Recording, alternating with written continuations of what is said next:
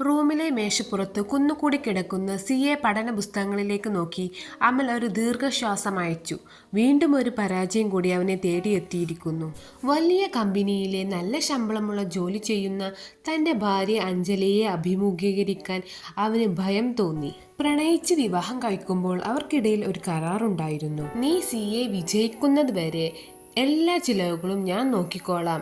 നീ പഠനത്തിൽ മാത്രം ശ്രദ്ധിക്കുക. എന്നാൽ വർഷങ്ങൾ കഴിഞ്ഞിട്ടും അമലിന് ലക്ഷ്യത്തിലെത്താൻ കഴിഞ്ഞില്ല.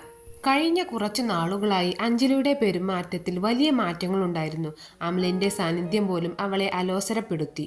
വീട്ടിലെ ചിലവുകൾ ഒറ്റയ്ക്ക് ചുമക്കുന്നതിൻ്റെ മടുപ്പായിരിക്കും അതെന്നാണ് അമൽ കരുതിയത്. എന്നാൽ യഥാർത്ഥ കാരണം മറ്റൊന്നായിരുന്നു.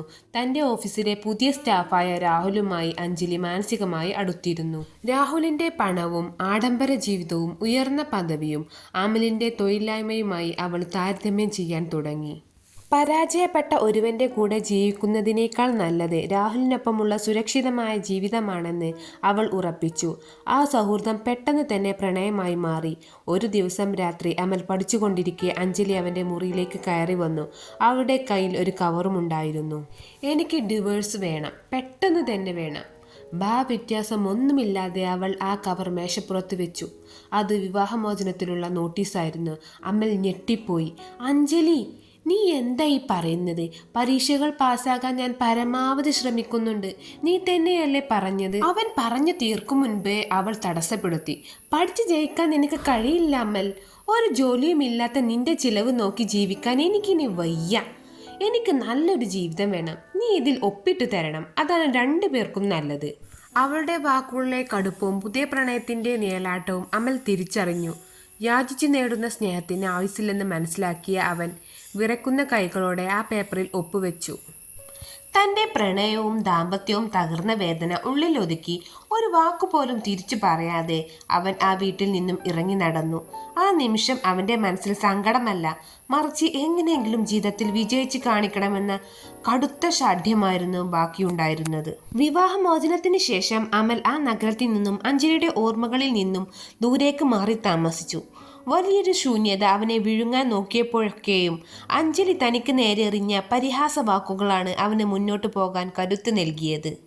പകലന്തിയോളം അവൻ പുസ്തകങ്ങൾക്കൊപ്പം ജീവിച്ചു. ഉറക്കമില്ലാത്ത രാത്രികൾക്കൊടുവിൽ മാസങ്ങൾക്ക് ശേഷം വന്ന റിസൾട്ടിൽ അമൽ ആ രണ്ടക്ഷരങ്ങൾ സ്വന്തമാക്കി: CA അമൽ. ഇന്ത്യയിലെ തന്നെ പ്രമുഖമായൊരു മൾട്ടിനാഷണൽ കമ്പനിയിൽ ഉയർന്ന ശമ്പളത്തോടെ അവൻ ചീഫ് ഫിനാൻഷ്യൽ ഓഫീസറായി ചുമതലയേറ്റു.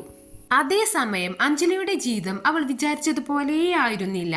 അമലിനെ ഒഴിവാക്കിയ ഉടൻ തന്നെ അവൾ രാഹുലുമായി പുതിയൊരു ജീവിതം ആരംഭിച്ചിരുന്നു. എന്നാൽ തുടക്കത്തിലെ പ്രണയത്തിന്റെ ആവേശം മാറിയപ്പോൾ രാഹുലിന്റെ യഥാർത്ഥ സ്വഭാവം പുറത്തു വന്നു. അവൻ കടുത്ത സ്വാർത്ഥനും അഹങ്കാരിയുമായിരുന്നു. അഞ്ജലിയുടെ ശമ്പളം മുഴുവൻ സ്വന്തം ആഡംബരങ്ങൾക്ക് വേണ്ടിയാണ് അവൻ ഉപയോഗിച്ചിരുന്നത്. ചോദ്യം ചെയ്തപ്പോഴൊക്കെയും നിനക്ക് നിന്റെ ആദ്യത്തെ ഭർത്താവിനെ പോലെ ഒരു മടിയനെ മതിയായിരുന്നു എന്ന് പറഞ്ഞ് അവൻ അവളെ മാനസികമായി പീഡിപ്പിച്ചു.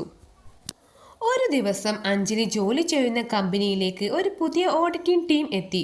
കമ്പനിയുടെ സാമ്പത്തിക കാര്യങ്ങൾ പുനഃക്രമീകരിക്കാൻ വന്ന ആ വലിയ ടീമിൻ്റെ തലവനെ കണ്ട് അഞ്ജലി തരിച്ചു നിന്നുപോയി.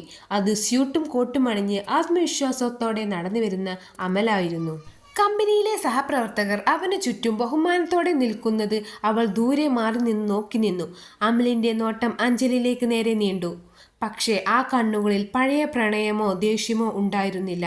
പകരം വെറുമൊരു അപരിചിതനോട് തോന്നുന്ന ഭാവം മാത്രമായിരുന്നു. അമൽ കടന്നുപോയപ്പോൾ അഞ്ജലിക്ക് തൻ്റെ തെറ്റ് പൂർണ്ണമായും മനസ്സിലായി. പ്രതിഭയുള്ള ഒരാളുടെ കഠിനാധ്വാനത്തിൻ്റെ സമയത്ത് കൂടെ നിൽക്കാതെ പണത്തിൻ്റെ തിളക്കം കണ്ട് ഇറങ്ങി പുറപ്പെട്ട തനിക്ക് കിട്ടിയ ഏറ്റവും വലിയ ശിക്ഷയായിരുന്നു അമലിൻ്റെ അവഗണനയും പുതിയ വിജയവും. Thank you for watching.